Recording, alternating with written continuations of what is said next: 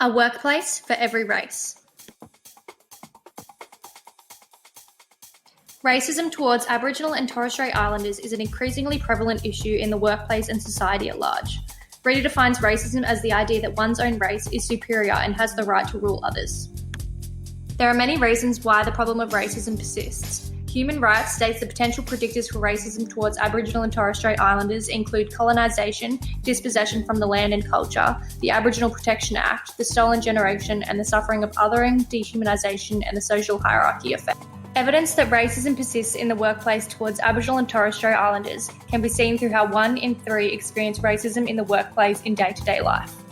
The predictors of racial prejudice are also driven by common misconceptions of Aboriginal and Torres Strait Islanders being welfare dependent, lazy and unmotivated, more likely to abuse alcohol and drugs, and that they expect government handouts.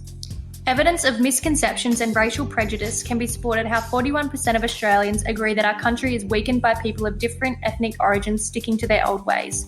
Similarly, 26% of Australians have anti-racial concerns.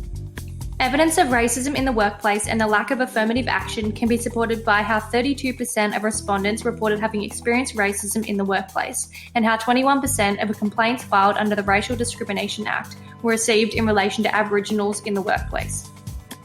The challenges and impacts of those faced with racism include depression, anxiety, OCD, alienation, withdrawal, engagement in negative activities, and a withdrawal in healthy activities. Other key challenges faced by Aboriginals include stress and negative emotional cognitive reactions, which has a negative impact on their mental health. Racism has proven to be a key determinant of health, and research shows that racism is linked with a range of poorer mental health and well-being outcomes, where the more frequently someone experiences racism, the worse the health consequences are.